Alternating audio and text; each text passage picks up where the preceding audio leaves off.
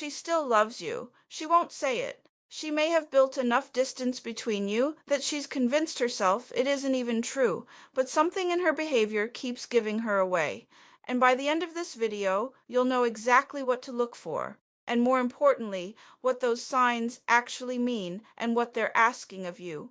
I want to say something before we go further, because I think you need to hear it. You have been trying to read this situation for months, maybe years. You catch a moment, a look, a gesture, something that feels like the old warmth, and then it's gone, and you're left asking whether you imagined it, whether you're so desperate for something that you're manufacturing hope out of nothing.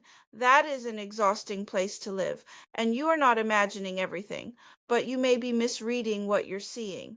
Because the signs that love is still alive in a long-term relationship, especially one that has gone cold, gone underground, gone quiet, are not the signs most men are looking for. They're quieter than that, more disguised, more complicated, because the same psychology that makes her love you is the same psychology that makes her determined not to show it. And until you understand the mechanism underneath the behavior, you'll keep misreading the signals. You'll either miss the ones that matter or mishandle them so badly that whatever remains quietly finishes dying. Today, I'm going to walk you through 5 specific signs she still loves you but won't admit it. The psychology behind each one, what it's actually asking of you, and the 5 actions that follow, because understanding the signs without knowing what to do with them is just a longer way of staying stuck. I'm Lyra. This is Mystique Psychology. Stay through all 5. The 5th sign is the quietest and the most honest thing that happens in a relationship that has gone underground. Before we get into the first sign, if you're new here, subscribe to Mystique Psychology right now. Every week, I break down the real psychology of attraction, long-term relationship dynamics, and what's actually happening beneath the surface of the behavior you can't stop thinking about. Hit subscribe, turn on the bell, and let's go. Before the 5 signs, I want to give you the psychological frame that makes all of them make sense. There is something most men in long-term relationships were never told, something that costs more the longer it goes ununderstood. You were taught that love in a long partnership operates like a contract. You hold up your end, stability, loyalty, showing up every single day, and the relationship sustains itself on the weight of history and commitment. That the longer you stay, the more secure the bond. That love, once genuinely established, doesn't require the same tending it did at the beginning. That framework feels like wisdom. It isn't enough. Not because you failed to love her, but because love in a woman doesn't operate on history. It operates on presence, not physical presence. You were physically there for 20 years. Emotional presence, the sense that the man across from her is still becoming something, still choosing her not from habit, but from genuine desire, still capable of surprising her, still inhabited by something that pulls on her attention.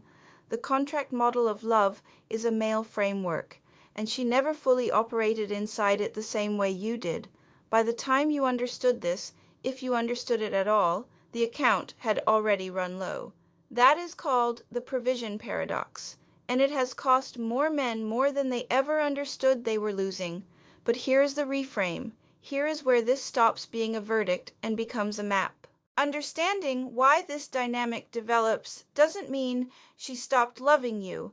It means the love went somewhere you weren't looking, and the 5 signs I'm about to describe, the ones she won't admit, the ones she may not even consciously recognize, are the evidence that something is still alive beneath the distance. The question is whether you're ready to understand what that evidence is actually asking of you. Sign number 1. And this is the one that confuses men most, because on the surface, it looks like the opposite of what it is. She still gets angry at you in a way that has real intensity to it, not the tired, flat frustration of someone going through the motions. something sharper, something that feels almost personal. You're in a conversation that turns, as these conversations often do, into something that feels like an argument about nothing. The schedule, the finances, something one of the kids needs, and suddenly you're not just talking about that anymore. There's something underneath it, an urgency, a sting, and you walk away from it confused, maybe angry yourself, and you think, if she hates me this much, why does she bother? If she's done, why is there still this much fire? Why doesn't she just go cold? That is called emotional investment residue. And here is the psychology beneath it. Indifference is the opposite of love, not anger. Anger requires investment. Anger means she still cares enough to be hurt. A woman who has genuinely let go doesn't argue with fire. She disengages. She becomes polite and distant and unreachable, the kind of cold that doesn't have heat underneath it. The anger you're reading as evidence that she's done, that intensity, that edge, is actually evidence that she isn't. There is still something in her that reacts to you, that is connected to you in a way that produces heat rather than silence. The anger is not the relationship dying. The anger is the relationship asking for something it isn't getting. And the worst thing you can do is meet it with shutdown or counter-aggression. Both responses confirm the very thing she fears about you. If you read her anger as pure rejection and withdraw further, you confirm for her that the distance is permanent and the love has nowhere to go.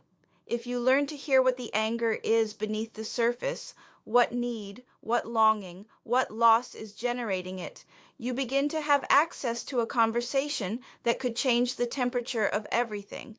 But that requires you to stay present when every instinct says to go cold. That's the harder thing. That's also the thing that matters. Sign number 2.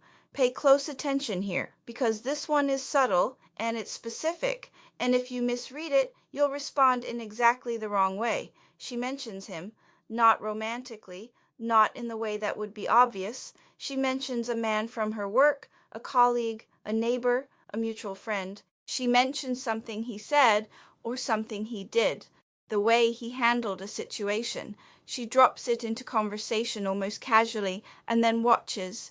Even if she doesn't realize she's watching, she says something like, he took his wife traveling this spring, just decided one day and made it happen. Or he redid the whole kitchen himself. Apparently, he just decided to learn how.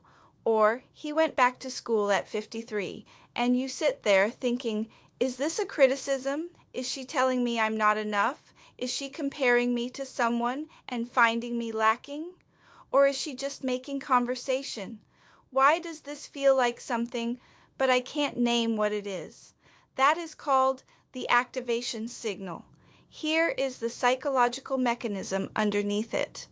When a woman still has feelings for a man, but has lost faith in his capacity to grow, or move, or surprise her, she tests the water. She doesn't ask directly, because direct asking creates defensiveness, and she knows it. She mentions something that represents what she still wants to see from him. She drops a reference point, and she waits to see if there is any reaction, any recognition, any spark of the man who used to have fire. The worst possible response is irritation or dismissal. Both communicate that you're closed, that you're threatened, that you're not the man who looks at what's possible and leans toward it. The best response, and the rarest, is genuine curiosity. What about that struck you? Tell me more about that. Because the underlying message she's sending, even if she's not fully conscious of it, is this: I still have a standard, and I'm still watching to see if you might meet it. She would not be testing if she had already decided the outcome. Women who have completely let go don't run tests. They stop caring about the results. Sign number 3, and this one is newer, more modern, and more men are experiencing it without knowing what they're seeing. She notices when you change, And she notices in a way that she doesn't fully hide. You started going to the gym again. You took on a project. You made a decision with confidence that you haven't shown in years. You handled something difficult in a way that was calm and direct. And in the aftermath, you caught something in her, not warmth exactly, but attention, something in her posture that shifted, a question she asked that felt like more than curiosity, a moment where she looked at you slightly differently than she has in a long time. And then it closes again. She pulls back. Things return to how they were. This is called growth recognition response. And here is what it tells you. A woman who has fully disengaged from a man stops monitoring his evolution. She stops caring whether he's changing. The fact that she notices, the fact that your growth registers with her at all, means she still has an open file on you, still has an unresolved internal question about who you are capable of becoming. She isn't ready to show you that she's watching, but she is watching, and what she's watching for is consistency, not a single impressive moment. She's seen those before and watched them fade. She's watching to see whether this version of you is real, whether it stays, whether you are genuinely becoming someone different from the man she had learned to manage. This sign doesn't call for any response from you. It calls for continuation. Keep going, not for her, because the man you're becoming is the man you should have been building toward all along. But understand, she sees it, even when she doesn't say so. Sign number 4. This is the one that is most easy to dismiss as nothing, and it is not nothing. There are moments, specific, unpredictable, brief, when she isn't protected. When something in the defenses drops and the woman you fell in love with is just there for a few seconds before the wall goes back up, you're standing in the kitchen on a Sunday morning, or you're in the car and a song comes on, or one of the kids says something that lands in a particular way and something shifts in her face, just for a moment. Something opens that is usually closed. Maybe she laughs, not the polite laugh, the real one. Maybe she touches your arm while telling you something and then seems to catch herself. Maybe she references a specific memory from years ago and for a few seconds she isn't protected. She's just there with you, and then it closes again. She pulls back, and you think, did I imagine that? Was that real? And if it was real, why does she pull it back so quickly? That is called involuntary reconnection.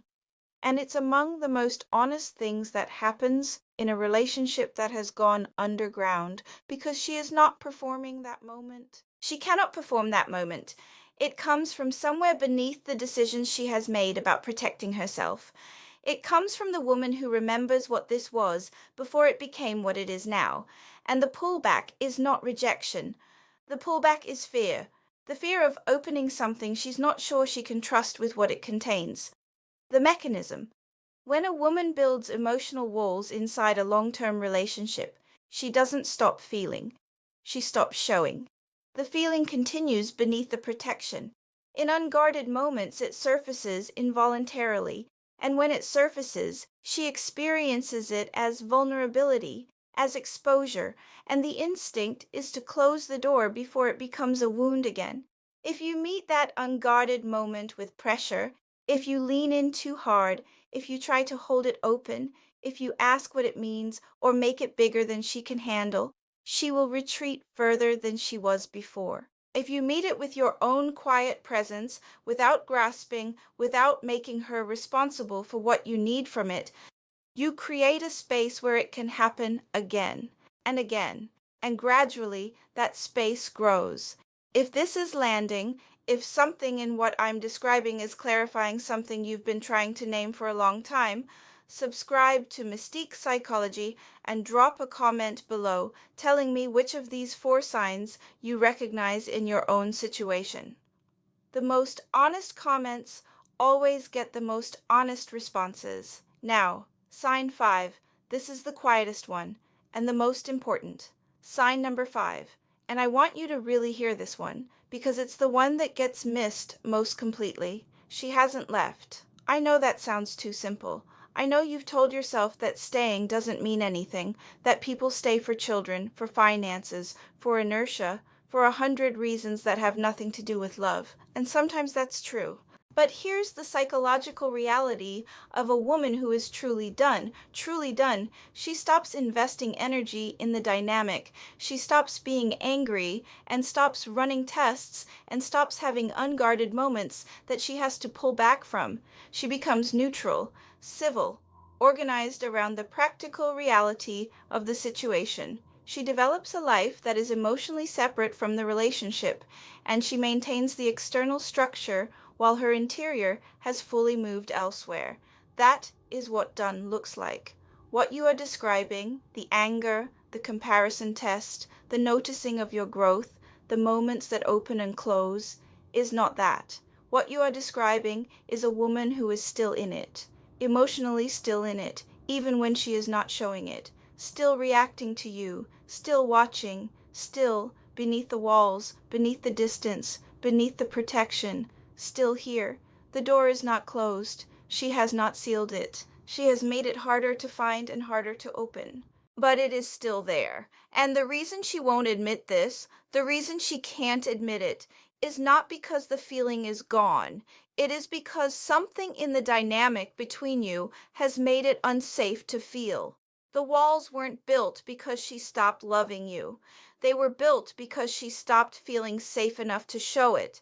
That is everything, because walls built for protection can come down when the protection is no longer necessary. When she is given consistent, repeated, genuine evidence that opening is not dangerous, that the man on the other side of the door has become someone she can trust with what's behind it. That is the invitation inside every one of these 5 signs. Not a guarantee, an invitation. Understanding the signs without knowing what to do with them is just a more sophisticated way of staying stuck. Here are the 5 actions that follow. Action 1. Read the signs as data, not as a strategy. The 5 signs we just covered are not a roadmap to winning her back. They are information about where she actually is emotionally. Read them as data. Make your choices from your own clarity, not from desperation or strategic calculation. The man who responds to those signs with a plan to manipulate the outcome will fail.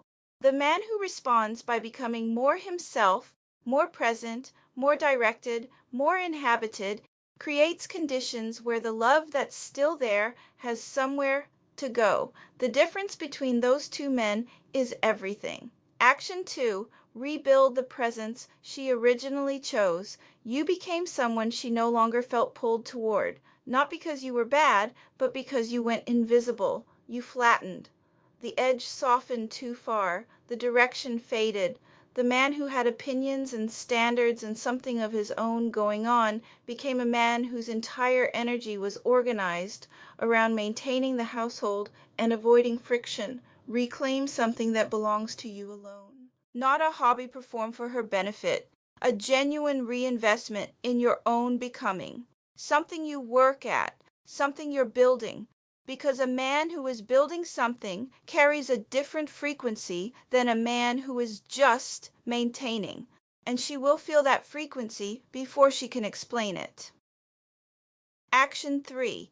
Stop over-explaining in arguments. When the protective anger surfaces, when she pushes and there's fire in it, the worst thing you can do is meet it with a wall of logic and self-defense. That's not a response. That's a withdrawal dressed up as engagement. When you feel the pull to justify, explain, and prove your case, pause, take a breath.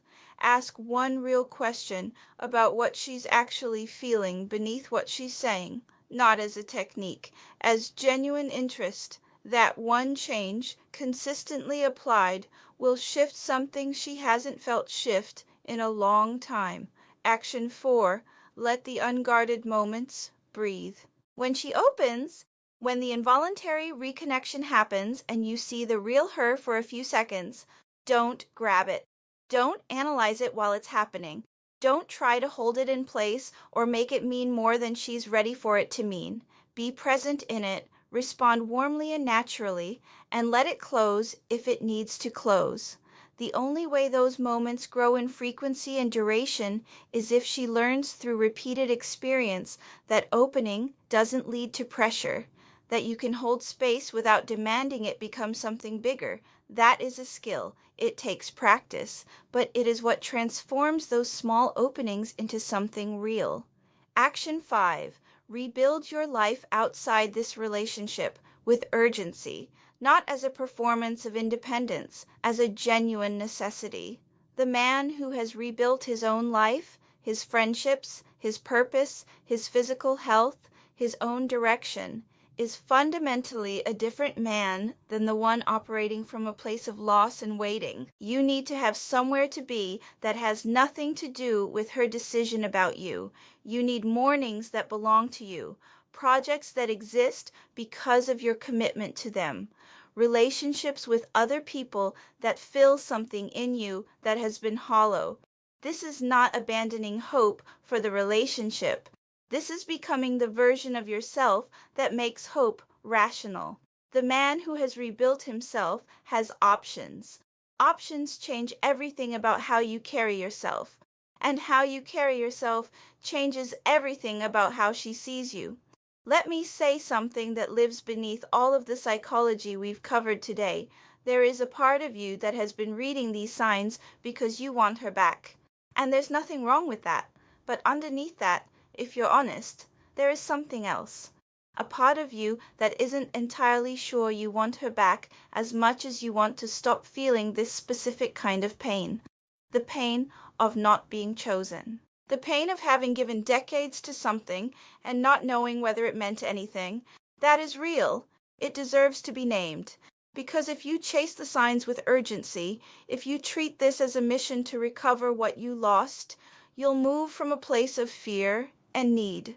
And that energy she will feel, and it will confirm exactly what her walls were built to keep out.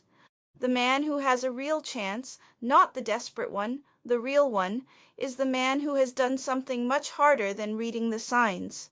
He is the man who has returned to himself first, who has rebuilt enough presence, enough identity, enough of the man he was before he started disappearing, that the signs become information rather than oxygen.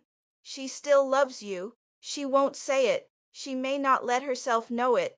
But the anger is there, the tests are there, the noticing is there, the moments that open and close before they can be held.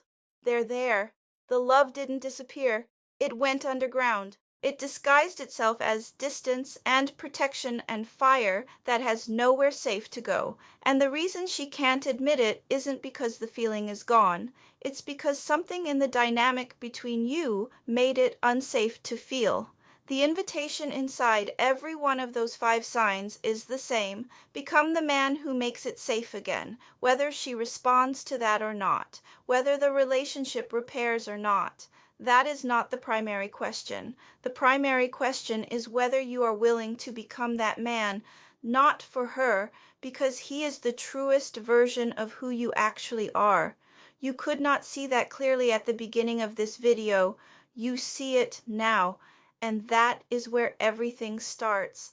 I want to hear from you directly. Which of these 5 signs are you seeing right now? Which one has been happening for months that you didn't have a name for until just now? Drop it in the comments, honestly. This is a community built on real conversations, not polished ones. I read every comment on this channel and I respond to the most honest ones. If this video gave you something, if something in here clarified something you've been carrying for a long time, share it with someone who needs it. That is how Mystique Psychology reaches the people it's meant for. Subscribe if you haven't. New content every week, and I'll see you in the next one. I'm Lyra. This is Mystique Psychology. Take care of yourselves.